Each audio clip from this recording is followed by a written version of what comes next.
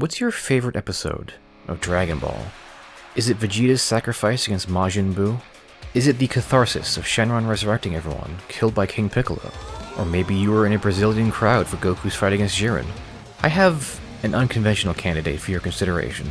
It's episode 207 of DBZ, Take Flight Videl, is what us Yanks called it. I would like to propose that this rather quiet episode is one of the most important episodes in the history of all of Dragon Ball. Let me briefly outline what happens in the episode, in case it's been a while for you. This episode is early in the Buu arc, as everyone is training for the 25th World Martial Arts Tournament. Videl has essentially blackmailed Gohan into teaching her how to fly. Also, Goten is there. To do this, Gohan must first teach Videl how to control her ki, her energy, which is essentially the backbone of most of the flashy powers present in the series. After a false start and an awkward lunch with the family, he gets her to form a ball of energy in her hands. With that lesson mastered, Gohan teaches Videl and Goten to fly.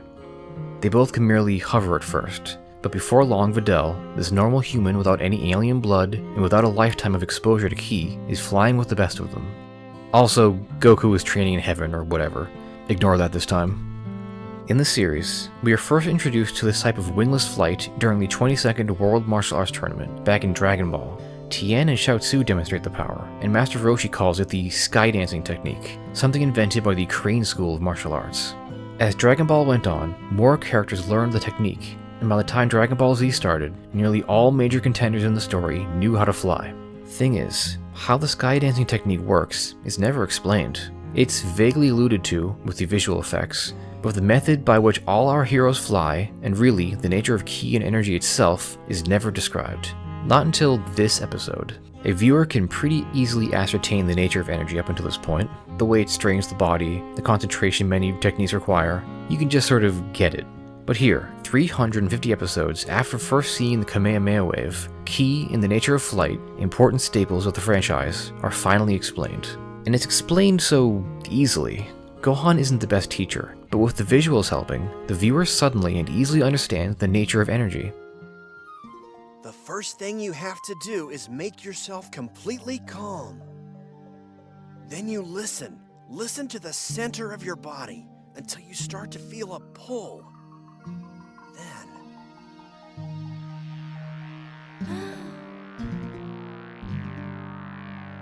you just bring it out. There. You see?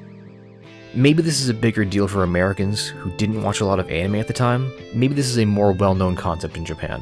But for a lot of people over here, this is what first got us thinking about what ki could be, what spiritual energy could be. It provides a great deal of relief if you watched the show for years at this time, or maybe if you're binge watching it alone because your life is falling apart. Because finally, you know how our heroes do their thing. That's why this is one of my favorite episodes, and that's why I think it represents one of the most important moments in the whole franchise. It's not a groundbreaking new transformation or a sudden revelation, it's closure to a mystery you maybe didn't know you had been asking. Imagine being a kid or teen when this first aired on Toonami back in 2001. Imagine, after being shoved headfirst into DBZ, being told about energy and how to use it to fly and form cool balls of light. You gonna tell me you wouldn't try it? You gonna tell me you didn't try it if you were there at the time? This leads into a silly theory I have that might be impossible to prove. Maybe more of an open question. Do you think it's possible that this episode, airing in the United States, got more people into spiritualism? Do you think it's possible that kids watching this episode started to think about their bodily energy and mysticism, for lack of a better word?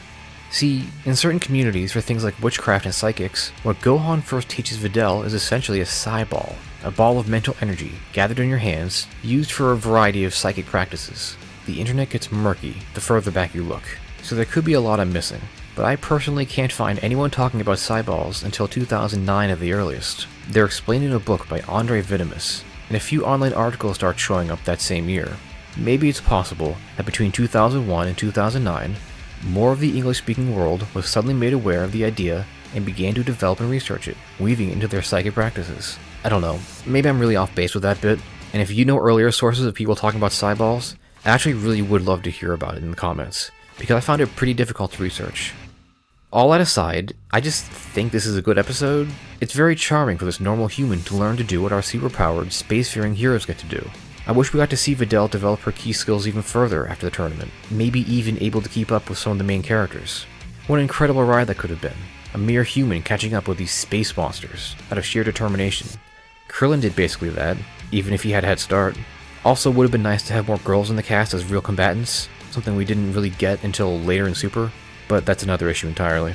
Let me know what you think. Did this episode mean anything to you when you saw it? Did you try any of the techniques? Or am I insane and overthinking a boring filler episode? More videos are on the way, so be sure to subscribe.